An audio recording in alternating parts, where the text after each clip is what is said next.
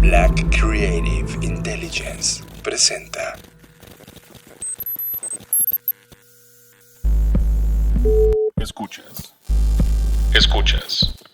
Escuchas un podcast de Dixo.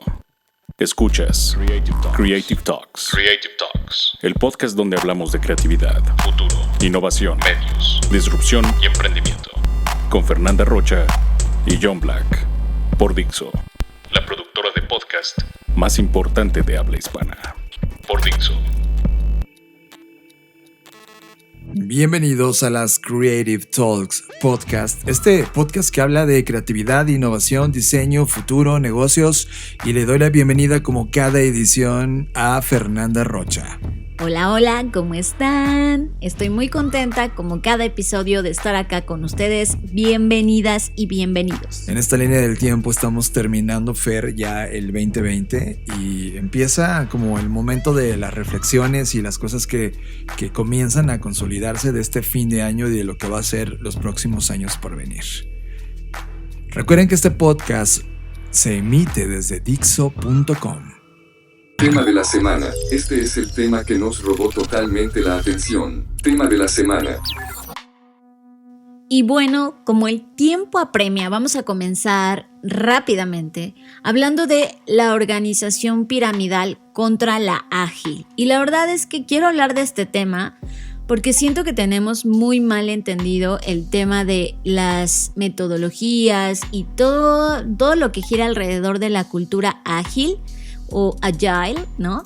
Y la verdad es que no creo que tengamos tanta información, o por lo menos, como decía al principio, no la estamos entendiendo de manera adecuada. Así que vamos a hacer primero una diferenciación entre la estructura piramidal, que es la estructura clásica. Ya saben, esta que se basa en un diagrama de flujo, en donde hay jerarquía, estática, todo esto está distribuido en silos o en fragmentos, donde las decisiones se toman desde la parte superior y de poco en poco fluyen hacia abajo, en el mejor de los casos, ¿no? Porque sabemos que la mayoría de las veces la información se queda estancada en los mandos medios. Y la verdad es que si lo pensamos y hacemos una analogía, esto funciona como una máquina que tiene una serie de partes conectadas que siguen un orden lógico para producir repetidamente un resultado.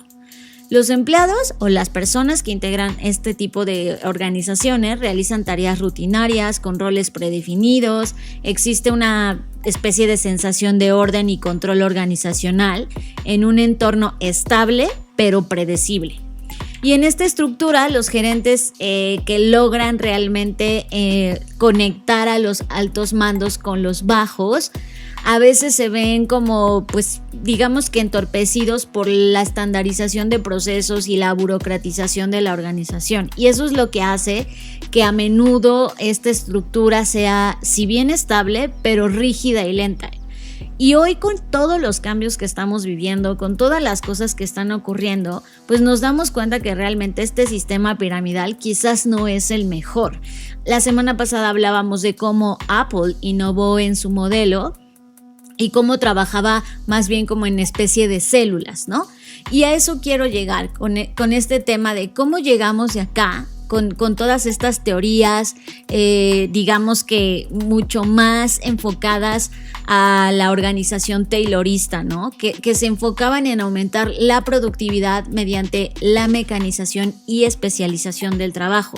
El problema es que esta modelo esperaba que los trabajadores fueran tan seguros, tan predecibles, tan eficientes, casi como un robot.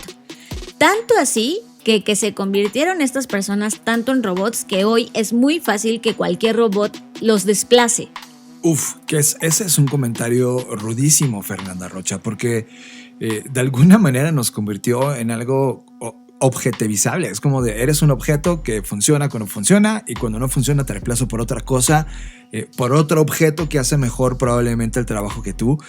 Y parte de ese pensamiento se entiende la lógica de los tiempos, porque lo hemos dicho de manera continua, es un pensamiento que viene desde 1950 hasta el día de hoy y que ya tiene 4 o 5 generaciones de haberse implementado. Y ahora tenemos dos bandos, ¿no? Un bando que piensa con una velocidad distinta, un bando muy joven en el pensamiento creativo y otro que es muy de procesos. Y están chocando uno con el otro en este momento, en dos culturas que son totalmente distintas y que están provocando un conflicto porque los líderes no saben cómo procesar, cómo entender y cómo poner a trabajar ambas.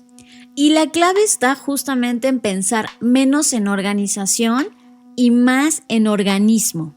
Y aquí el tema de la diferencia principal es que un organismo contempla justamente la relevancia y la importancia de todos sus componentes, a diferencia de una organización que su orden y esta, valga la redundancia, organización jerárquica, pues es la que le impide muchas de las veces ser más ágil. Y aquí es donde entra el tema de toda esta nueva, y que no es tan nueva porque viene desde el 2001 de manera formal, toda esta nueva ola o corriente del pensamiento ágil. Y aquí vamos a contar un poco de historia por si tú no tenías ni idea de dónde venía esto. Bueno, es una forma en la que la organización se ve, como ya lo decía, como un organismo y se descompone en pequeñas unidades altamente autónomas. Aquí está la clave. Y entonces en esta autonomía se convierte como en una anarquía coordinada. Y me encanta este concepto porque habla de la anarquía no desde la rebeldía desbocada de ay, vamos a hacer lo que se nos pega la gana, sino desde esta parte de tipo células en donde dicen, ok, estas células son autónomas, no le tienen que pedir autorización a otros mandos, pero se hacen responsables de las consecuencias o de los éxitos o de las cosas que van a llevar a cabo, ¿no? Y esa autonomía les permite moverse de tal manera que puedan llegar más fácil y más rápido a los resultados, incluso si fallan, que era una de las cosas que platicábamos sobre el error y ya hemos hablado de eso en otros episodios. Y que también nos anunciaban un poco del pensamiento del CEO de Google, que bueno, ya no es CEO de Google, sino de Alphabet, que hablaba de este movimiento del caos, ¿no? Y que justamente son promovidas y muy metidos en la cultura de este tipo de anarquías controladas. Me encanta el término. Sí, anarquías coordinadas. Muy bien. Entonces, resulta que el 17 de febrero del 2001, o sea, vean, esto ya tiene 19 años. Los primeros agilistas, que así se le conoce al grupo de personas que ejercen esta corriente de agilidad, se reunieron en la estación de esquí de Snowbird en las montañas de Utah, en Estados Unidos, para pues pensar cuáles eran los nuevos modelos de trabajo, ¿no? Y ahí es donde acuñaron el término de métodos ágiles pues sí, toda esta corriente de agilidad. Entonces se crea la Agile Alliance, que es una organización sin ánimo de lucro que se dedica a promover justamente el desarrollo de ágil. Y aquí es algo muy importante porque estaba considerado para software. O sea, esta necesidad de nuevos modelos de trabajo es quien la empuja, son todas las personas que estaban en esta industria de desarrollo de software, de UX, de UI, ¿no? Y ellos fueron, digamos que los pioneros en decir, oigan, estas formas de trabajar del siglo pasado no nos están funcionando y necesitamos nuevos valores. Y aquí esta parte es la que me encanta porque la metodología ágil, mucha gente cree, y lo he dicho en otros foros y en otros lados, que es como hacer las cosas al chingadazo, ¿no? Como, ay, pues ágil es hacerlo rápido. Y en ningún lado ellos pensaron eso, al contrario, es todo un tema incluso de valores que están definidos en una cosa que ellos llamaron el manifiesto ágil, en donde no estaban centrados en procesos o procedimientos de trabajo, sino que abogan por un cambio de mentalidad, una nueva cultura basada en 4 principales pilares. Esos son, el primero, individuos e interacciones sobre procesos y herramientas, ¿vale? El segundo es software, que en este caso la palabra software la podríamos sustituir por productos, servicios o lo que sea a lo que tú te estás dedicando. Software funcionando sobre documentación exhaustiva. El tercero es colaboración con el cliente sobre negociación contractual. Y 4, respuesta ante el cambio sobre seguir un plan. O sea, vean cómo en ningún lado dice haz las cosas al chingadazo, ¿no? O sea, eso no es. Se trata de cultura, de eliminar todos estos procesos exhaustivos que en lugar de empujar o ayudar a que se logre el resultado en momentos como ahora que se necesita llegar rápido, pues en lugar de eso, pues prefieren concentrarse en las personas y en la colaboración y en la respuesta y en el funcionamiento. Me encanta la postura número 3 cuando dice colaboración sobre negociación contractual. Me encanta porque en el mundo del software, que uno de los grandes pues, motivadores y de que gente que le metió mucho dinero fueron inversionistas, y también el mundo del marketing, no necesariamente las personas que lideraban a este tipo de proyectos tenían idea de lo que estaban haciendo. Entonces de repente cuando traes una negociación contractual, termina el cliente diciéndote todo lo que tú sabes que está mal, pero como el cliente lo pidió, lo tienes que ejecutar. Y aquí habla un poco más de ética. Es como de, oye, ¿sabes? Yo soy el que sabe, así que déjate colaborar. Más allá de lo que tú digas que eres el cliente y que tú tienes un objetivo puntual, yo como especialista en esta área sé que esto funciona de esta manera, así que deja colaborar. Eso me encanta porque en el manifiesto puesto y por escrito hace que las cosas avancen con un nivel de calidad increíble. Y me gusta la número 1 que dice la 2 que habla de software documentado. Me encanta, o sea que tiene que haber en cualquier proyecto software funcionando sobre documentación exhaustiva. Me encanta porque al final del día habla de cosas que están realmente pensadas para una usabilidad totalmente puesta en los individuos y las interacciones que tiene ese individuo sobre cualquier otro proceso o este amor por los objetos o herramientas. Sí, es una cultura, como tú lo mencionas, Fer, totalmente distinta, que hace un punto de salida de la velocidad de cómo la gente que está metida en tecnología ha creado estas plataformas que tenemos hoy, y que todas las compañías que estamos alrededor de ellos hemos aprendido de esa velocidad cultural que tiene. Sí, prácticamente, como lo decía, la clave aquí, y tiene que ver con todo esto de déjate guiar, etcétera, en la parte de la autonomía. Por eso es una coordinación anárquica, ¿no? Donde no obedece, digamos que una jerarquía en donde, oye, quiero cambiar este botón, ¿no? Y, pues dile a fulanito, y luego que te firmen el documento H32, y luego que, no, bueno, en lo que hiciste todo eso, pues por supuesto que eso es no solo altos costos, sino pérdida de tiempo, ¿no? Entonces, justamente por eso se requiere, o sea, el principal, digamos que elemento para moverse de una cultura jerárquica a una cultura ágil es la autonomía, que dejes a tus equipos actuar, ¿no? Y a partir de estos 4 puntos o 4 pilares que ya revisamos, digamos que de ahí automáticamente o orgánicamente se derivaron 12 principios, que son los que están manifestados en este documento o en este manifiesto ágil. Voy a leer los 12 porque de verdad me parece súper rico. No, espero no tardarme tanto y ahí les va. El primero es: nuestra mayor prioridad es satisfacer al cliente mediante la entrega temprana y continua de software con valor. Recuerden que aquí software puede ser productos, servicios, etc. 2. Aceptamos que los requisitos cambien, incluso en etapas tardías del desarrollo. Los procesos ágiles aprovechan el cambio para proporcionar ventajas competitivas al cliente. 3. Entregamos software funcional frecuentemente, entre 2 semanas y 2 meses, preferentemente en el periodo de tiempo más corto posible. 4. Los responsables del negocio y los desarrolladores trabajamos juntos de forma cotidiana durante todo el proyecto. 5. Los proyectos se desarrollan en torno a individuos motivados. Hay que darles el entorno y el apoyo que necesitan y confiarles la ejecución del trabajo. 6. El método más eficiente y efectivo de comunicar información al equipo de desarrollo es la conversación cara a cara. El software funcionando es la medida principal de progreso. 8. Los procesos ágiles promueven el desarrollo sostenible. 9. La atención continua a la excelencia y al buen diseño mejora la agilidad. 10. La simplicidad o el arte de maximizar la cantidad de trabajo no realizado es esencial. 11. Las mejores arquitecturas, requisitos y diseños emergen de equipos autoorganizados. 12. A intervalos regulares, el equipo reflexiona sobre cómo ser más efectivo para a continuación ajustar y perfeccionar su comportamiento en consecuencia.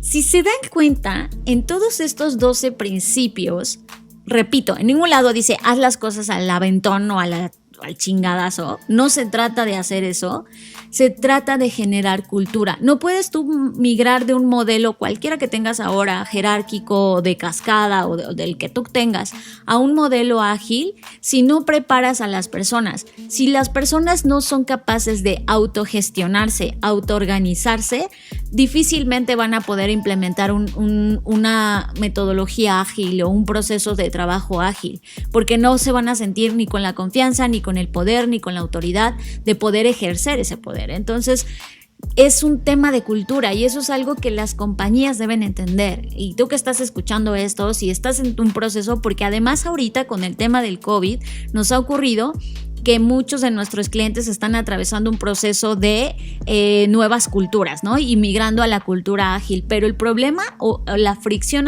principal a la que se están enfrentando, y que son empresas globales, es que la gente no está preparada. La gente no está preparada porque nunca ha actuado de esta forma, porque siempre está acostumbrada al micromanagement, donde alguien está atrás de ti diciéndote, ya hiciste tu trabajo, ya mandaste el mail, ya hiciste lo que tenías que hacer, y de repente les dices todo es ágil, pues obviamente no es tan sencillo, ¿no? Y justo lo que yo quería con esta conversación es enfatizar que todo se trata a las personas, que es un tema de cultura, no es un tema solamente de hacer las cosas rápidas. Creo que ahorita las jerarquías más altas dentro de las compañías están entendiendo como, pues ágil es igual a que me mandes todo rápido ahorita en este momento, ¿no? Pero para ser ágil, paradójicamente, pues necesitas tener un plan, una estructura de trabajo lo suficientemente robusta y, como dije, autónoma para poder establecer las líneas de comunicación. O sea, por ejemplo, cuando dice conversación cara a cara, y normalmente dentro de las organizaciones todo se quiere tener por mail o en WhatsApp, es como, no, oye, mira, seamos ágiles. Te voy a tomar 5 minutos de tu vida, pero en esos 5 minutos vamos a resolver las cosas, ¿no? Entonces creo que estos principios que están, por supuesto, al alcance de todos, ahorita ustedes googlean Manifiesto Ágil, ahí está, es un open source, pueden ver qué valores, qué principios, qué tácticas se necesitan para comenzar a pensar en este tipo de metodologías que, como lo dije, no son nuevas, ya llevan 20 años acá, pero apenas estamos comenzando a adoptarlas, ¿no? Sí, creo que sobre todo el pensamiento de agilidad lo logra traducir alguien que ha administrado a la compañía como un tema de wow, con esto voy a incrementar la productividad. Y creo que no va por ahí. Creo que este pensamiento de agilidad que viene de este mundo de tecnología y de software habla muchísimo más de potenciar las habilidades de creación e innovación y no de administración. Es decir, la compañía ya debe verse, y creo que ese lenguaje ya lo hemos sentado podcast tras podcast, debe de verse como una entidad que tiene 2 ejes. Así como el cerebro está dividido en 2 ejes, un eje administra la parte del presente y otro eje diseña y crea las cosas por venir. Y es donde viene la parte administrativa versus creativa / innovación. Creo que la agilidad habla de esta cultura que necesita ese eje de la creatividad y de la innovación, lo cual hace que la gente de la administración lo malentienda y quiera implementar la agilidad en la administración, lo cual, teniendo la cultura correcta, podría suceder, pero es naturalmente ejecutable en el área de innovación. ¿Es correcto? Totalmente. Y mira, John, creo que aquí en un punto que sí quiero enfatizar, sí es como un tema de creatividad, es un tema de innovación, pero también es un tema de autogestión. O sea, sí tiene que ver más que la administración, la gestión, porque sí tienes que gestionar los recursos que tengas, las cosas que tengas para poder ser ágil, ¿no? Es como tienes que tener, esto es como hacer una receta, me imagino, ¿no? Es, ok, vas a hacer un pastel y tienes que tener todos los ingredientes a la mano para poder gestionarlos y sacar el mejor pastel posible, ¿no? Y eso sí tiene que ver con habilidades de gestión. Entonces también no se trata, lo decía desde el principio, como que solo ser rebelde sin causa y decir, ay, sí, autonomía claro, es igual a, aquí voy a, no sé, hacer lo que se me pegue la gana, sino más bien utilizar todos los recursos de la manera más óptima y eficiente posible para alcanzar el mejor resultado posible. Cierto, ahora hay que poner también un tema de la naturaleza de los equipos que implementaron al inicio esta cultura de la agilidad. Eran equipos de software y la gran mayoría de estos equipos de software no estaban implementando procesos, estaban poniendo hipótesis para probar si era posible diseñar esas cosas, ¿no? O sea, imagínate, no sé, voy a poner una idea, Snapchat, ¿no? Snapchat hoy tiene un equipo de agilidad que se dedica justamente a crear funcionalidades para los Snaptacles, que son estos lentes que te pones y ves realidad aumentada. Pues todo ese equipo de gente diseñando software, pues no tiene un libro de cómo hacer apps o cómo hacer funcionalidades para esos lentes. No, pero sí sabe con los recursos con los que cuenta. O sea, es como, tienes un palito, una servilleta, papel aluminio, haz algo con eso. O sea, eso sí lo saben. Pero se está enfrentando a problemas nuevos generados por ellos al tratar de probar nuevas hipótesis. Mira, si pones esa misma idea para hacer tortillas, sabes que para hacer tortillas hay un proceso ya establecido contra el hacer software. Son dos generaciones distintas, dos creaciones distintas. Una muy controlada, muy procesada y otra con muchas interrogantes y probabilidades de nuevas conclusiones. La agilidad te ayuda mucho a administrar esos nuevos problemas no detectados en un proceso para poder resolverlos y volverte eficiente en la entrega. Sí, totalmente. O sea, como lo decía desde el principio, hay muchas cosas que replantear y que pensar. También los mismos equipos que establecieron esto en 2001 pues han aprendido cosas nuevas, mismas que por supuesto siguen compartiendo. Entonces creo que estos 20 años que ellos ya recorrieron nos dejan ahora a nosotros mucho camino recorrido, muchos aprendizajes para poderlo implementar de una manera mucho más idónea y menos dolorosa. Sí, y además está delicioso cómo ha evolucionado, Fer, porque también esta cultura de agilidad está alimentándose, retroalimentándose y compartiendo, sobre todo colaborando con otros pensamientos como el pensamiento de diseño, por ejemplo. Hay varios frameworks donde ponen la cultura de la agilidad y algunos de los procesos que han inventado al interior y cómo alimentan y conectan con otros como el design thinking. Y se ve increíble ese framework cuando ves 3 o 4 posturas creativas de los últimos 20 años trabajar en conjunto en función de una entrega o un proyecto muy puntual. Y esas nuevas habilidades pues no están en los libros de negocios de hace 30 años, apenas están realmente llegando al mercado desde hace 5 o 10 años con los pensadores actuales que han sintetizado las mejores prácticas de los últimos 15 años de aplicación de estos pensamientos. Radar. Hemos activado el radar de tendencias de la Black Creative Intelligence y te traemos la tendencia que más nos llamó la atención. Radar. Y después de pensar en estos temas ágiles, creo que se está convirtiendo ágil otro tema que, Fer, sí me está preocupando muy, muy, muy fuerte. En este podcast hemos insistido de manera demasiado enferma sobre los peligros que puede tener el deepfake. Y este 2020 tenemos ya la primera manifestación masiva de deepfake y es el porno deepfake. Déjenme explico. Los videos deepfake no consensuados que humillan y degradan a las mujeres están comenzando a acumularse por millones de vistas en los principales sitios de pornografía de todo el mundo. Cada mes se suben a los sitios web de pornografía cientos de videos explícitos con fotografías de celebridades, actrices y músicos en videos que no son ellos, pero la tecnología de deepfaking sustituye los rostros de una manera tan precisa y exacta que pareciera que son ellos. Eso, Fer, está despertando un tema súper duro de analizar porque estamos viendo, no sé, te voy a decir nombre de actrices. Natalie Portman, Billie Eilish, Taylor Swift, la actriz india Anushka Shetty, personas de ese tipo que son celebridades siendo alteradas, violentadas físicamente en este tipo de videos o simulaciones deepfake donde aparecen sus rostros simulando que son ellas. El tema es que no termina solamente en un tema de celebridades, Fer, sino que ahora está migrando a las plataformas digitales en el ámbito público. Están tomando cuentas de Instagram, fotografías que están en los perfiles de Instagram, de Twitch, de YouTube, algunos videos de personas, para poder hacer con la tecnología deepfake estos porn deepfakes. Y entonces tienes estos fotomontajes o videomontajes donde personas reales, personas comunes que tienen una cuenta digital, son ahora alterados en su mundo. Y yo tengo preguntas inclusive que quiero discutir contigo. Tengo 4 puntualmente. Fer, ¿esto es una vulneración a la intimidad? 2. Fer, ¿estamos en la antesala de un tema delicado en la privacidad? Fer, ¿este es un nuevo tipo de abuso sexual? ¿Es un nuevo tipo de bullying?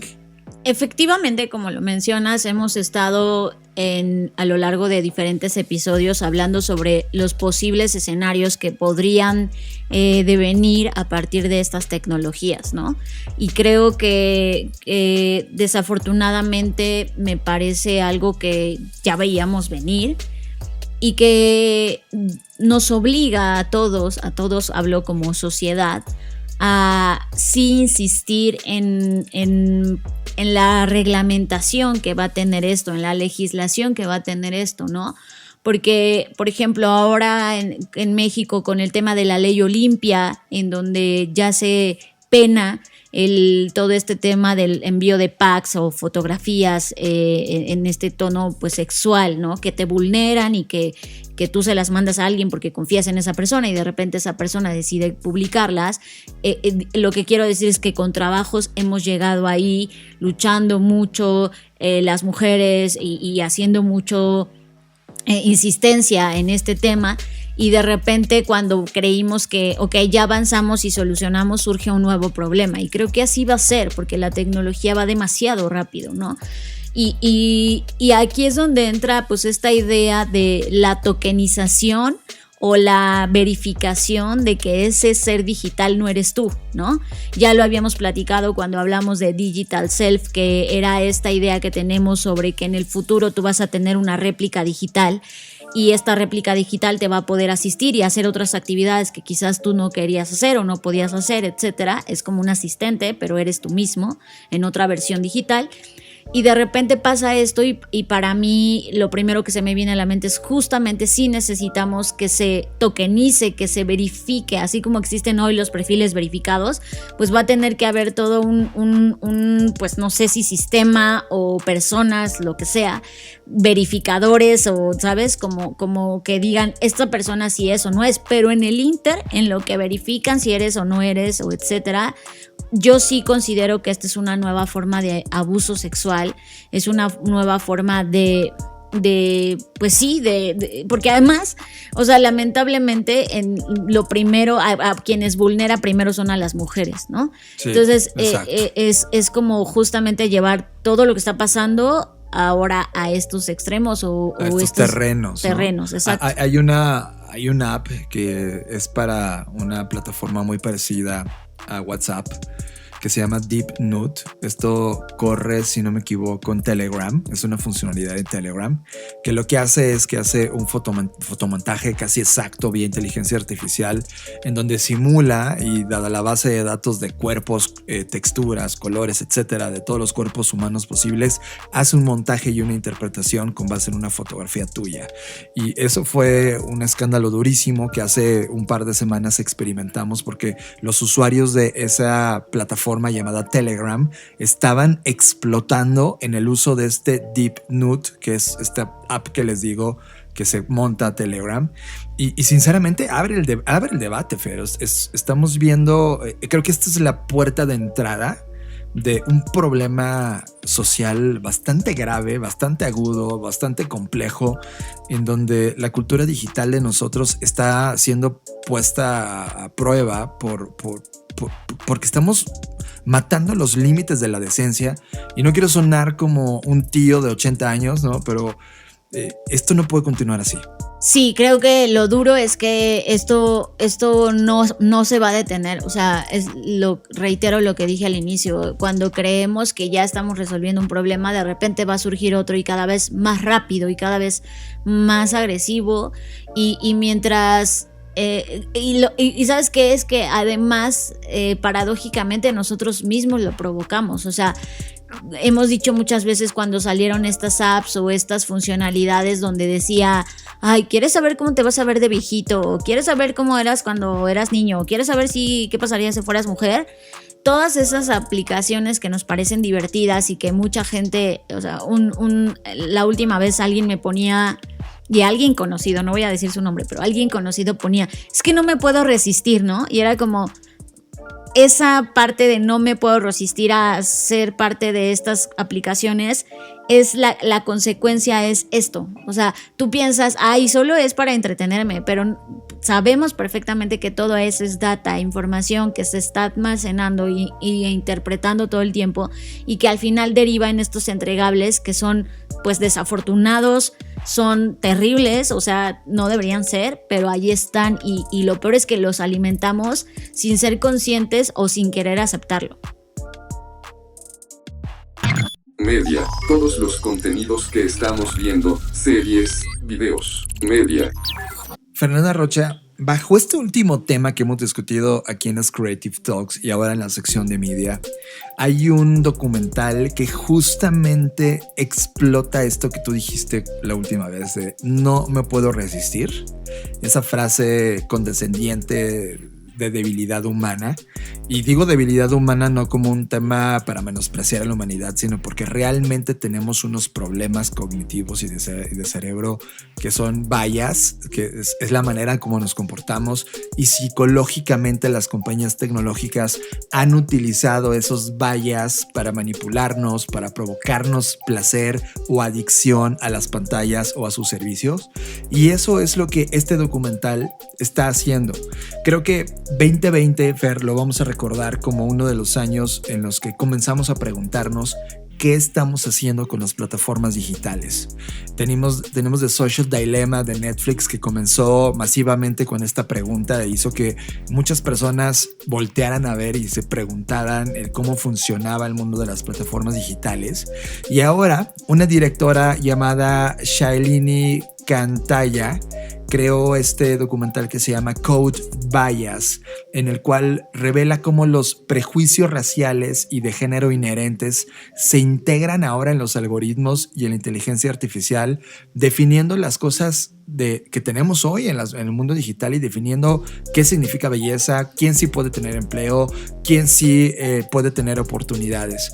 Creo que este tipo de documentales de Shailini profundiza en cómo las redes sociales y todos los algoritmos de las grandes compañías tecnológicas están impactando y van a seguir impactando sobre todo a los grupos más marginados de la sociedad, y revela cómo un grupo homogéneo de personas es responsable de este rápido desarrollo de inteligencia artificial. Y creo que eso lo uno con el tema 1 de este podcast, cómo las compañías tecnológicas se volvieron ágiles para evolucionar estos softwares y estos algoritmos, y cómo eso está creando sesgos de un mundo con visiones muy puntuales. Es decir, el presente y la historia está construida por los vencedores y no importa a quién desplazas o dejas atrás. Y creo que ahora, si esto lo estamos convirtiendo en algoritmos e inteligencia artificial, sí va a provocar una crisis social que en este documental lo deja totalmente explícito. Pone varios ejemplos, desde la herramienta de reclutamiento de Amazon, que puede eliminar a candidatos dado el color de su piel, hasta prácticas discriminatorias de algunos propietarios de instituciones bancarias y empresariales que eliminan a cierto grupo de personas por cómo lucen o de dónde vienen. Creo que este documental, Code Bias, se basa en una gama de casos que están explícitos y ocurriendo todos los días, a todo momento en las plataformas digitales. Y esto necesita crear argumentos para poner las cartas en la mesa y entonces comenzar a discutir qué mundo algorítmico estamos diseñando en este 2020, porque sí se nos está saliendo de las manos, sí se nos está saliendo de control y puede ser el inicio de un problema social enorme en los años por venir, Fer. Bueno, primero quiero resaltar qué es vallas, porque igual si la gente no ha escuchado otros podcasts o otros episodios de este podcast y no sabe qué es vallas ni de qué estás hablando y todo lo que acabas de decir no tiene sentido.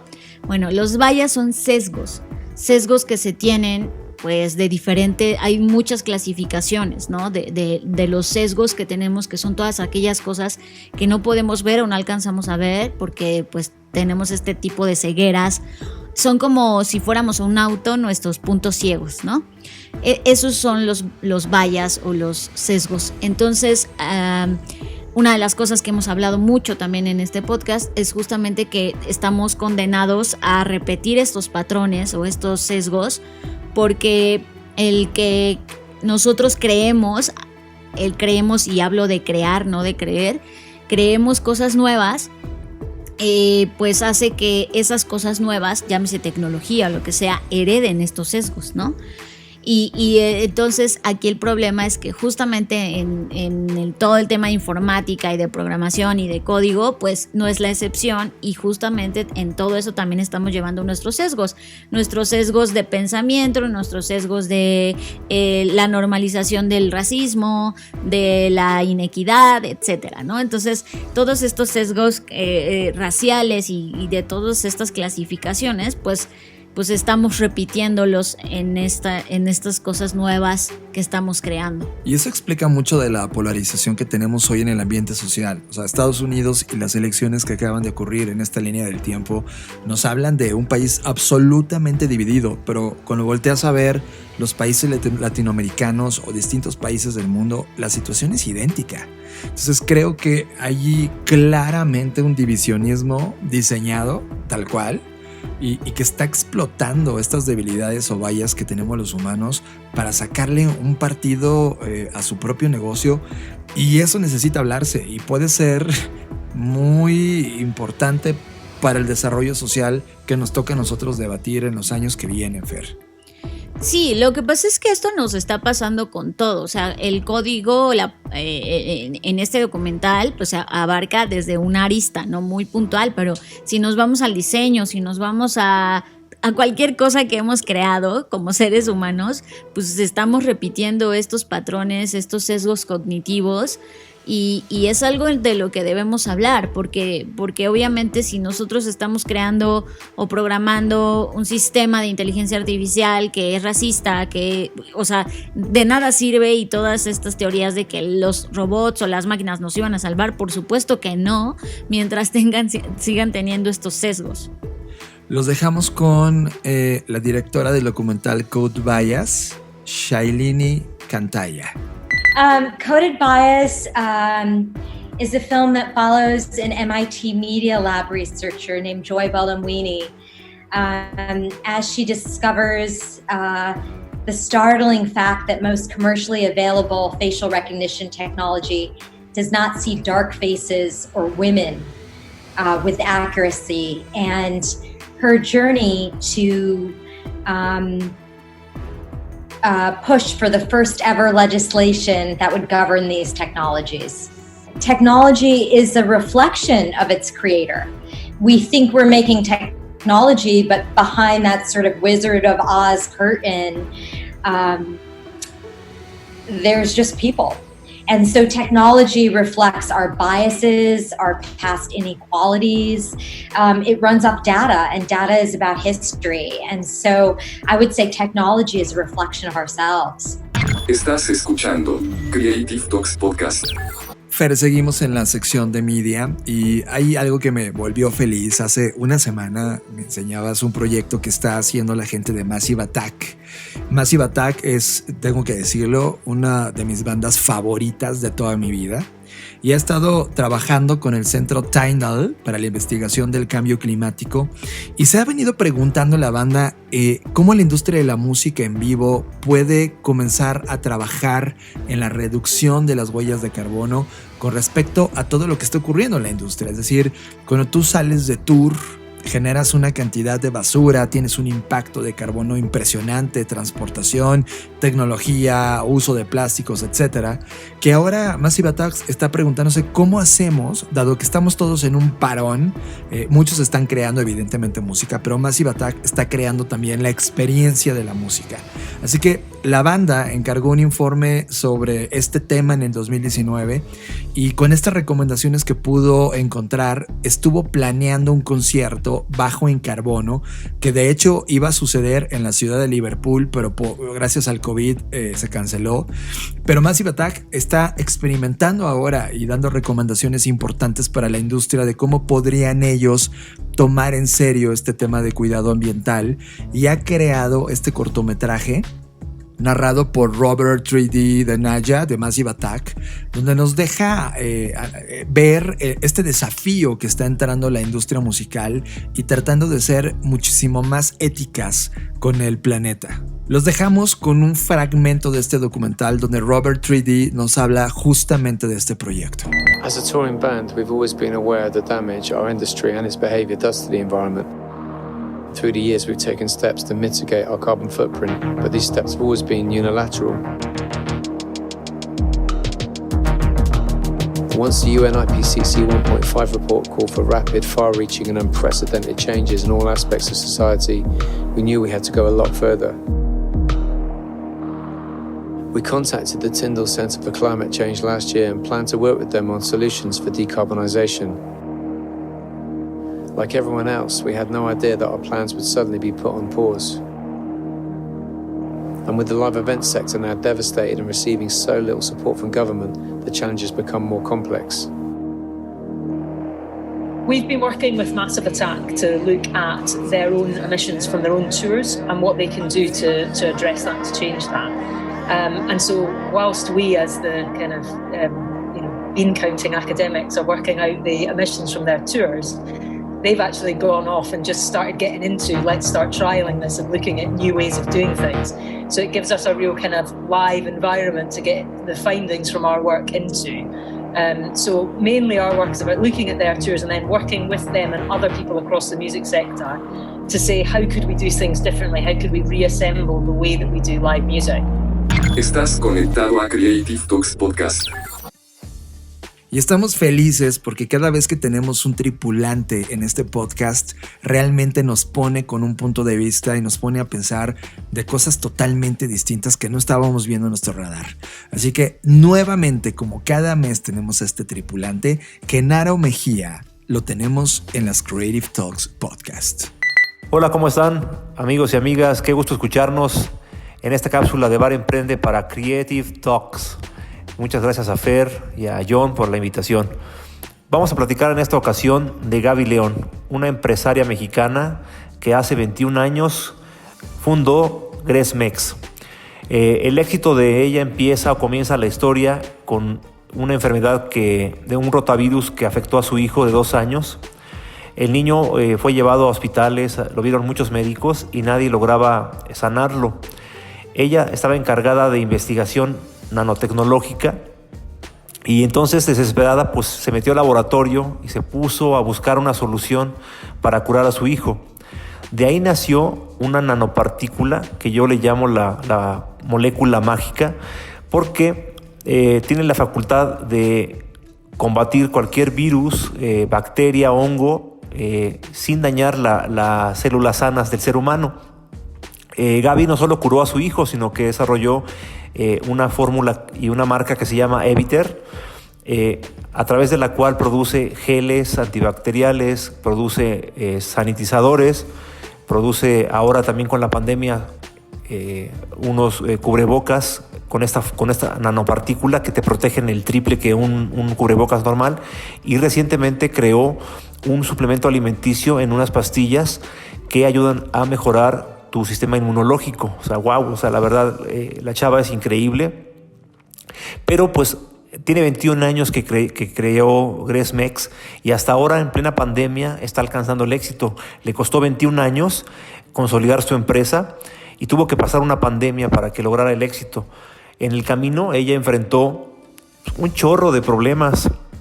Se enfrentó a la discriminación por ser mujer, por ser joven. Quiso patentar aquí en México la molécula y le pidieron mordida, ella no aceptó. Tuvo que irse a Inglaterra y fundar una empresa de origen inglés. Allá logró tener la patente y como empresa inglesa vino a México y le dieron la patente de una manera mucho más rápida. Ella también quería distribuir sus medicamentos a través del Seguro Social, del IMSS, pero igual otra vez le volvieron a pedir mordida. Como no aceptó, la paralizaron durante 4 años, le prohibieron distribuir sus productos en México y tuvo que incluso enfrentar acusaciones de robo de patente y de que ella se había robado la fórmula de otro lado. Ha tenido muchos detractores en el camino, mucha gente la acusa de robarse fórmulas, de hacer tranzas, pero ella pues sin nada que esconder está constantemente saliendo a los medios.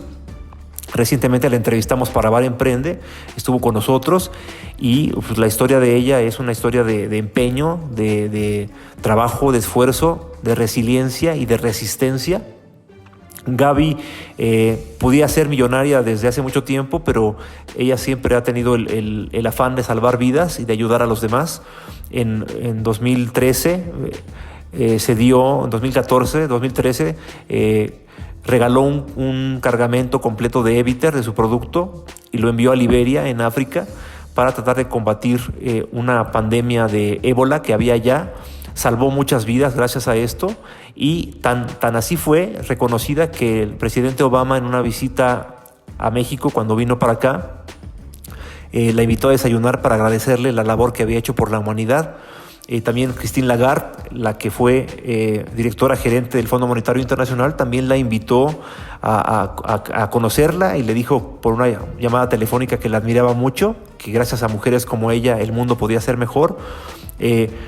Fue propuesta por el Foro Económico Mundial de Davos como uno de los proyectos tecnológicos y científicos más importantes del mundo, y también fue reconocida por la ONU, por la Organización Nacional de Naciones Unidas, como una de las 100 empresas más innovadoras y que podrían cambiar al mundo con mayor impacto en la humanidad, dado el nivel de compromiso de ella y de su partícula para salvar al mundo y para combatir una pandemia. Nadie sabía que su negocio iba a ser vital, fundamental, cuando llegara esta pandemia que nos cayó en todo el mundo y que nos encerró a partir de marzo en nuestras casas y que ha cambiado la dinámica económica, social y cultural de México y del mundo.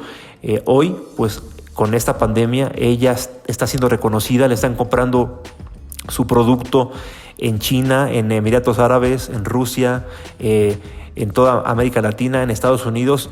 Sus productos están certificados por la FDA, un organismo sanitario en Estados Unidos muy riguroso que comprueba las fórmulas y las patentes antes de poderlas sacar al mercado. La verdad, Gaby León es un ejemplo a seguir. Hasta la fecha sigue siendo una persona muy, muy trabajadora, trabaja 14, 16 horas diarias, no para, y es una persona muy sencilla. Ella reconoce que le duele un poco haber encontrado el éxito 21 años después y en plena pandemia, cuando estamos viendo que están quebrando muchas empresas. Pero la lección que nos deja es que ella siempre ha tenido el propósito de ayudar. Ella aún a la fecha sigue compartiendo y sigue regalando productos, implementos sanitarios para hospitales en México. Sigue regalando cubrebocas con su molécula, sigue regalando geles, sprays, ayudándole a la gente para salvarle estas vidas de los médicos que son nuestros héroes de ahora, nuestras enfermeras, las heroínas actuales de México y del mundo. Entonces, pues yo siempre he pensado que todos deberíamos conocer la historia de Gaby León y aprender de ella y escuchar cuando dé una entrevista, seguirla. Y pues porque es un ejemplo para México, un ejemplo de México para el mundo, y ojalá que cada día haya más mexicanos o mexicanas como Gaby León. Nos vemos, nos escuchamos en la siguiente sesión de este Creative Talks. Soy Genaro Mejía y esto fue Bar Emprende. Estás conectado a Creative Talks Podcast. John, algo que me entusiasmó muchísimo también de tantas cosas que están ocurriendo al mismo tiempo fue que después de años de desarrollo, por fin pudimos ver el primer viaje tripulado de Hyperloop. que tuvo lugar en las instalaciones de la compañía en Nevada. Wow. Si bien este sistema, y para quien no sepan de qué estamos hablando, Hyperloop es un sistema de transporte en el que se está planteado que pequeñas cápsulas se desplacen por un tubo de baja presión que les permite moverse a altas velocidades, ¿no? Entonces, estas cápsulas que están adentro de este tubo hacen que trayectos que antes eran horas, pues se conviertan en minutos. Y bueno, ha habido mucho alrededor de todo esto. Y cuando digo mucho es que ha habido muchos proyectos, algunos que han seguido, otros que se han cancelado, entre ellos uno en México, etcétera. Han pasado muchas cosas alrededor de Hyperloop. Y Hyperloop es una de las compañías de Virgin. Y entonces, pues ellos han seguido como muy con todo dándole para convertir esto en realidad. Ya se habían hecho pruebas y funcionaba y todo, pero no tripuladas. Pues los primeros tests se hicieron con la cápsula vacía, ¿no? Y el logro que acaban de alcanzar es justamente que pues ya después de centenares de test no tripulados, ahora ya tuvieron la experiencia, justo la directora de experiencia de pasajeros, Sarah Lucian, y Josh Giggle, que es el fundador de esta compañía. Pues ellos fueron los que dijeron, bueno, pues vamos a probarlo, y se subieron al Hyperloop y fue todo un éxito. Durante el test recorrieron 500 metros y lo hicieron en 15 segundos, llegando a alcanzar a una velocidad de 172 kilómetros por hora. Esta cifra, por supuesto, que todavía está muy lejos de los 1200 kilómetros por hora que promete esta tecnología, pero pues como todas las cosas nuevas, esto los va acercando cada vez más a su meta. Es impresionante esta noticia, la celebramos porque llevamos desde el día 1 analizando cuándo íbamos a ver estas pruebas humanas. ¿Qué significa esto para el futuro, Fer? Que definitivamente estamos frente a una opción mucho más eficiente que el avión. Eso es increíble decirlo en estos tiempos. Y lo voy a poner en papel. Una distancia que un avión recorre, por ejemplo, aquí en México, si tú estás viendo este podcast desde otro país, te voy a platicar un poco de distancia. En distancia por auto, para movernos de una ciudad a otra dentro de México, y te quieres conectar con una ciudad que se llama Guadalajara, más o menos por tierra te avientas entre 7 y 8 horas, dependiendo de la velocidad en la cual vayas manejando en carretera. Eso es de manera terrestre. En manera de forma aérea te tardas 45 minutos en recorrer eso. Es decir, 7 horas por tierra, 45 minutos por aire. Pero el Hyperloop lo iba a conectar en 37 minutos, evitando la hora y media o 2 previa a que llegas al aeropuerto, y evitando todo este problema logístico de dónde están los aeropuertos en las ciudades y que tienes que moverte después de que sales del aeropuerto a través de otra cosa para llegar a tu destino. Esto vuelve eficiente los tiempos y significa que en este momento los aviones han quedado cancelados. Y está impresionante.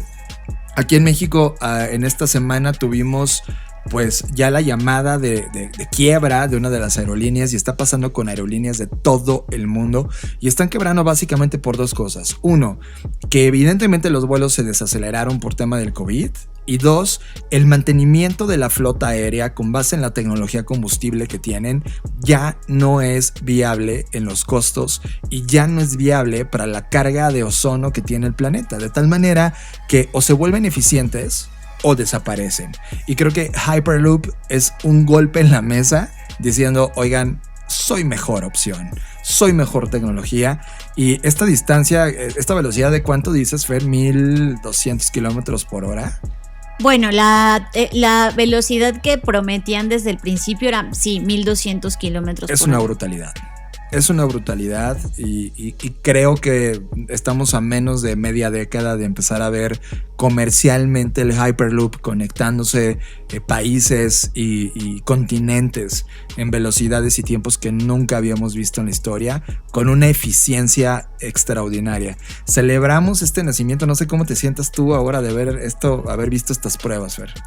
Pues me alegra, ¿no? Como todo avance tecnológico, y también me pone a reflexionar sobre siempre la forma en la que pensamos el futuro no es el futuro, ¿no? si tú le preguntabas a una persona, o incluso actualmente le preguntas a una persona cuál es el transporte del futuro, te van a decir coches voladores, ¿no? Como todo esto, y de repente te enteras que no, que es un transporte terrestre. Es interesante. Claro, un tren, ¿no? Que al final del día el Hyperloop es un tren bala, solo que de nueva tecnología, de nueva generación. Sí, o sea, ¿y quién diría que eso iba a ser el transporte del futuro, no? Que todavía no lo es, pero bueno, están cerca. Entonces, justo es una reflexión de siempre cuando imaginamos algo en el futuro, termina siendo no esa cosa. Estás procesando Creative Talks Podcast. Fernanda Rocha, tengo una pregunta importante y con este tema vamos a cerrar este podcast. ¿Qué sientes tú cuando no terminas las cosas que estabas planeando? No, bueno, yo soy un control freak, soy la peor persona a la que le puedes preguntar eso. O sea, yo he trabajado los últimos meses en esa parte de mí porque ya me estaba causando daño, literal. Y creo que si me hubieras preguntado esto hace 3 meses, te hubiera dicho, no, o sea, siento que me voy a morir, ¿no? Literal. Si me preguntas ahora, me queda como esta, no sé, como sensación de incertidumbre un poco, pero ya la sé administrar mejor. Como que digo, bueno, ya no lo terminé, pero avancé tanto, ¿no? Como que mi aliciente es qué cosas sí hice en lugar de concentrarme en las que no logré. ¿Y cómo te sientes respecto a lo que el mundo nos exige todos los días de convertirnos en personas hipereficientes y que todo el tiempo estemos haciendo cosas? No, en eso sí estoy totalmente en desacuerdo. O sea, creo que toda esta construcción y que han empaquetado a la felicidad en un producto para el cual tienes que trabajar 80,000 horas, etcétera, eso me parece absurdo. Creo que en esa parte el sistema está súper mal. Yo no creo que el trabajar 80,000 horas sea lo más productivo ni lo mejor para la salud de nadie. Y también estoy convencida que no importa las horas que trabajes, sino qué haces en esas horas, ¿no? Pues ahora, Fer, traigo un concepto que voy a profundizar a partir de este momento, que es el poder de lo no terminado. ¿Qué tal? ¿Cómo te suena? Pues que no terminar tiene sus ventajas, seguramente. Exacto, allá voy a comenzar. Hacer cosas, terminar cosas, ser productivo, hacerlas mejor que nadie, todo esto es lo normal cuando hablamos de éxito, productividad, eficiencia, crecimiento profesional. Pero, ¿qué tal que no lo fuera? Ya sé. Se siente delicioso terminar de leer un libro por completo. Es una especie de sensación de orgullo y satisfacción. Y lo mismo pasa cuando terminas un proyecto o un pendiente. Lo mandas por mail, le pones a enviar, presionas el botón. Pura satisfacción. Un momento de cierre, un hito mental del cual tú creas un ritual que ejecutas para celebrar que has terminado algo. Pero honestamente, ¿eres tan bueno terminando cosas? Yo sinceramente no. Y me he frustrado por años al ver que soy capaz de iniciar 1000 cosas y solo terminar una. Ya sé, Fernanda Rocha me volteó a ver todo el tiempo de ¿para cuándo? El mundo culturalmente le ha puesto un tag name a mi comportamiento: mediocridad, al dejar las cosas a medias. Eso a nivel personal me ha llevado a momentos de vergüenza total.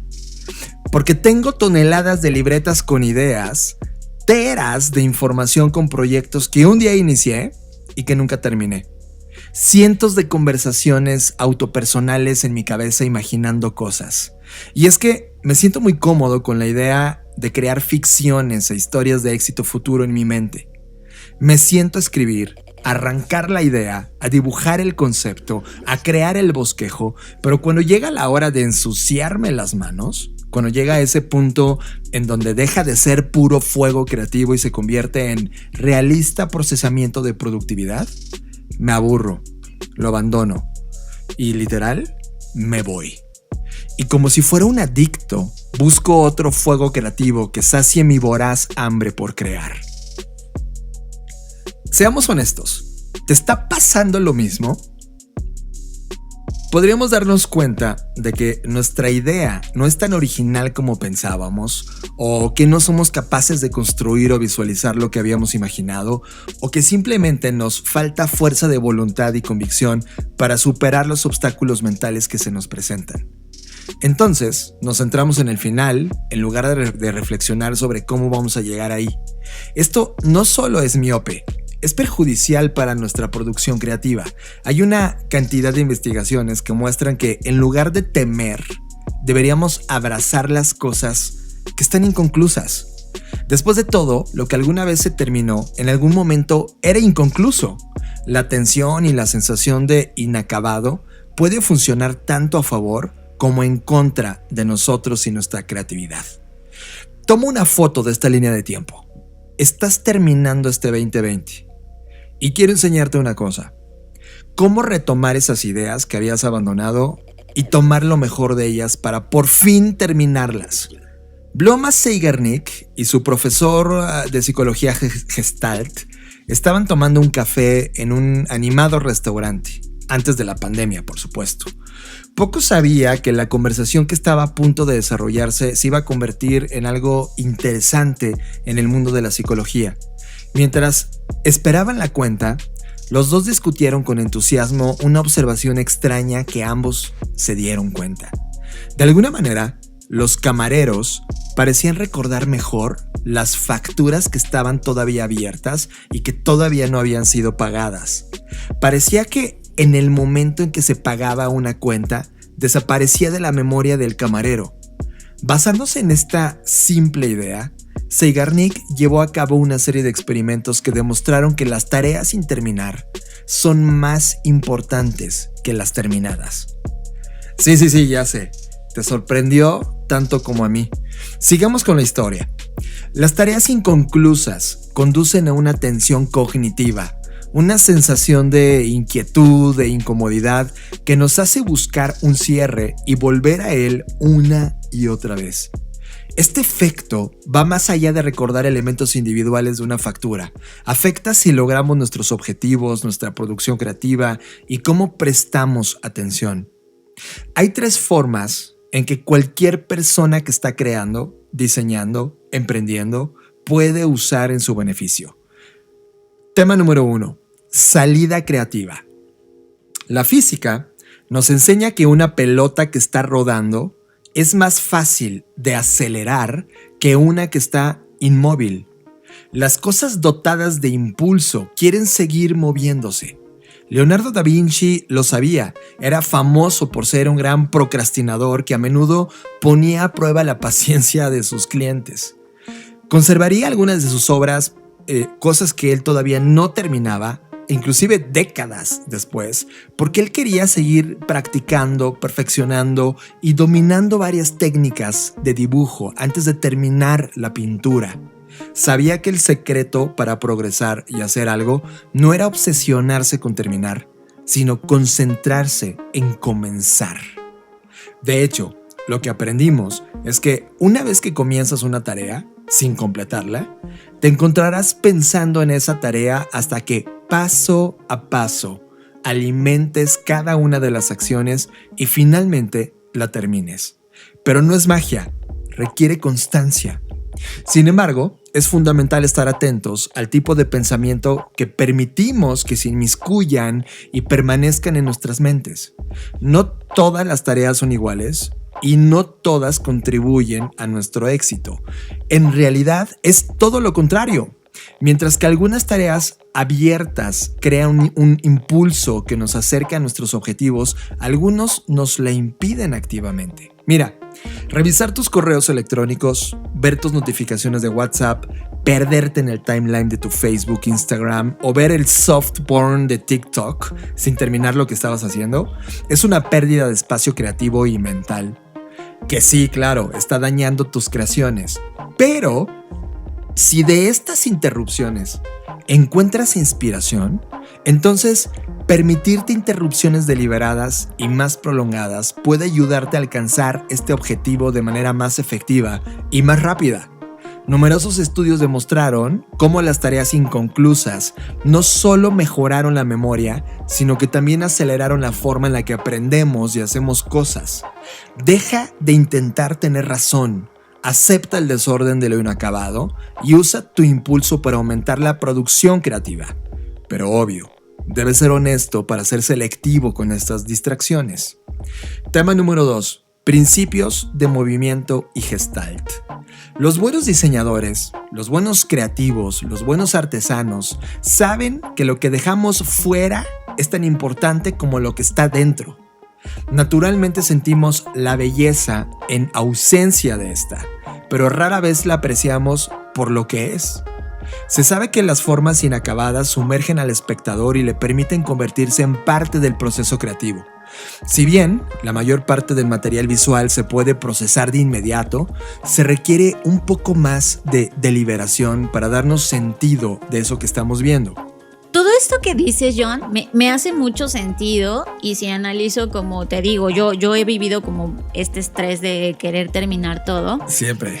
Y hoy que estoy como liberándome de esa presión, algo que sí me he dado cuenta es que, no sé, como que esta parte que dices de, pues igual vete tus memes o lo que sea que quieras ver en internet o en cualquier lado, porque eso quizás te conecte con otra cosa, ¿no? Creo que eso sí, al menos en mi perspectiva, sí me ha funcionado, pero siempre que está como en medida. Por ejemplo, yo lo que estoy haciendo ahora mismo es todo el día trato de pagar mis redes sociales porque sé que sí son un distractor, ¿no? Y como que he decidido como decir, ok, no los voy a ver, pero cuando ya llega la noche, antes o después de hacer ejercicio, normalmente es después, me doy esta dosis y esa sensación de satisfacción me hace relajarme a tal grado que cosas que había pensado en el día y que no había encontrado respuesta, en ese momento automáticamente llegan. Y eso creo que es parte de lo que tú estás contando, aunque siento que si lo hiciera más a menudo, o sea, como que cada 30 minutos me estuviera distrayendo, no lograría la misma conexión. Entonces, a lo que voy, esto que estás comentando quizás no aplica de la misma forma para todos, pero sí es una guía de despresurización, lo llamaría yo, para no presionarnos tanto a nosotros mismos de tengo que acabar, ¿no? Porque al final del día no sabes en dónde va a estar como la conexión o la inspiración. Lo que pasa es que tú fuiste lo más avanzada de esto, es decir, ritualizaste tu distracción y te diste cuenta que, dada la personalidad que tienes y dada las habilidades mentales que tienes, hacer muchísimo más grande la distracción iba a ser nocivo, porque inclusive lo intentaste, entonces tuviste que encontrar un punto medio y tu punto medio era esa hora del día, en esa línea del tiempo, en la cantidad que tú sabes que es bueno para ti. Y eso hace que tu mente conecte cosas como tú dices y encuentras esa explosión creativa que no iba a suceder de otra manera. Hay personas que, como yo, y lo digo abiertamente, toda la semana pasada y antepasada he perdido 2 horas, bueno, ya no los últimos 3 días, pero había perdido 2 horas gracias al maldito algoritmo de YouTube. Quedé totalmente atrapado de contenido tras contenido tras contenido, enterándome de cosas que no me servían y tuve que desechar estas papitas mentales, así le decimos nosotros, basura intelectual, que solamente te da placer momentáneo en el instante, pero nada de funcionalidad. Creo que cada uno de nosotros necesitamos detectar y hacer estas limitaciones de escape creativo, Fer. Sí, totalmente, y creo que es un tema de autoconocimiento, ¿no? Porque en medida que vas encontrando tus puntos débiles, tus puntos fuertes o como tú les llames, es conforme vas a poder encontrar nuevas soluciones y tomar lo que realmente te sirva y con lo que tú te sientas cómodo. 100%.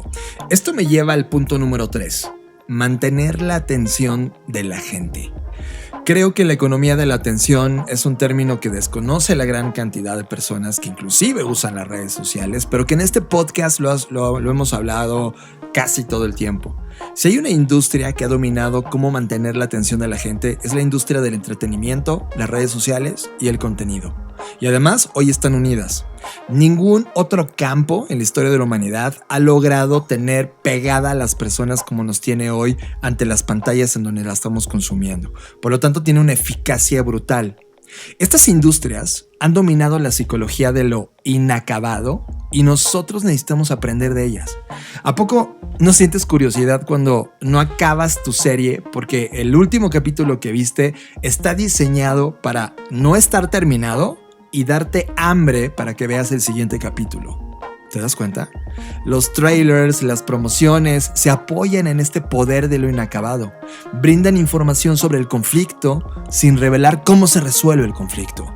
Los títulos de artículos y videos que estás viendo en internet hacen preguntas con sugerencias sutiles a la respuesta, pero no te dicen la respuesta, por lo tanto das clic y caes. Las películas con finales abruptos son debatidas, mientras que las que tienen finales predecibles se olvidan. ¿Recuerdas a Avengers? Ya sé, no es la mejor película del mundo, pero asaltaron la taquilla porque eran las mejores películas de la historia del cine en términos de lo inacabado. El universo Marvel se trata de un conflicto continuo sin resolver. Cada película agrega familiaridad e impulso para que la siguiente continúe donde lo dejó el anterior. Contenido bajo diseño.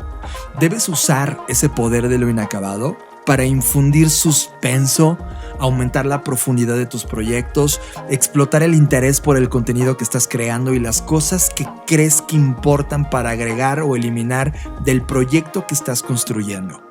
Así que, querido tripulante, el poder de lo inacabado es quizás, sorprendentemente, el poder de comenzar, alimentar y evolucionar en la línea del tiempo. Una vez que comenzamos algo, nuestro cerebro comienza a reconectar cosas. ¿Se acuerdan de 1 más 1 igual a 3? Ahora hay algo donde antes no había nada. Ganamos impulso, posamos, mantenemos la pelota rodando. Podemos generar este impulso dentro de nosotros mismos o generar impulso para las cosas que estamos creando y las que se van a complementar en esta dialéctica tan finita o infinita como tú quieras. Todo lo que no está terminado, sí, genera tensión, pero también ganas de volver y una sensación desagradable diseñada para motivarnos. Todo lo que se necesita es poner a trabajar estas fuerzas a tu favor, en lugar de dejarlas vagar libremente. Lo inacabado es una condición previa, inevitable para lo terminado. Y podemos exponernos a nosotros mismos y a los demás a este exquisito impulso creativo. Conclusión: deja de sentir pena por ti mismo y ve esa creación inacabada como una oportunidad para completarla. Y está esperando ahora mismo por ti. Disfruta. Estás escuchando Creative Talks Podcast. Y Fernanda Rocha, con esto llegamos al fin de esta edición de las Creative Talks. ¡Guau! Estuvo súper llenito de puro... Estuvo llenito. Me encanta decir llenito.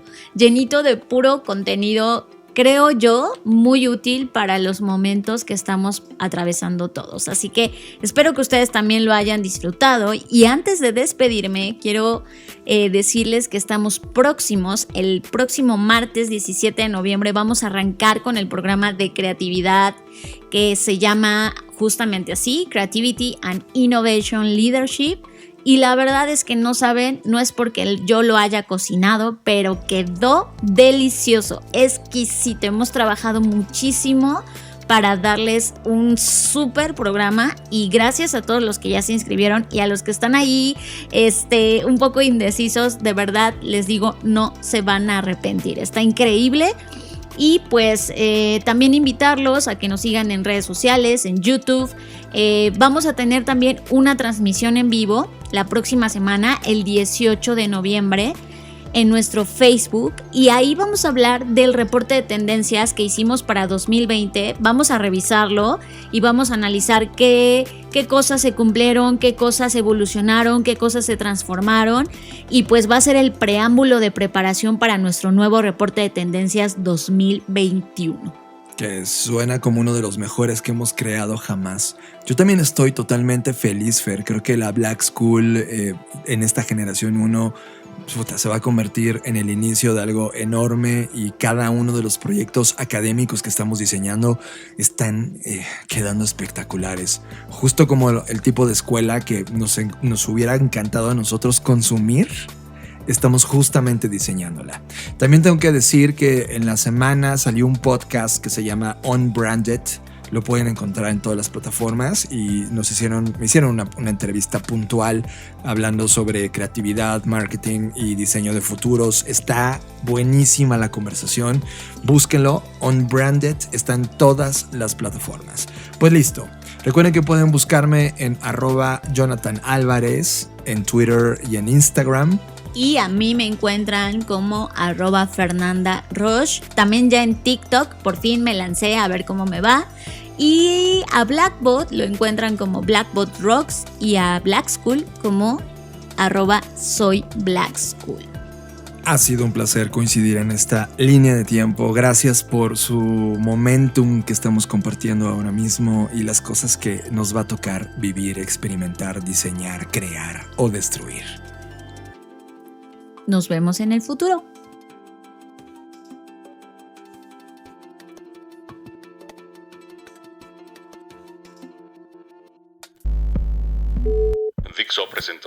Dixo presentó Creative Talks, el podcast en donde hablamos de creatividad, innovación, medios, disrupción y emprendimiento. Con Fernanda Rocha y John Black. Por Dixo, la productora de podcast más importante de habla hispana. Nos escuchamos en el futuro.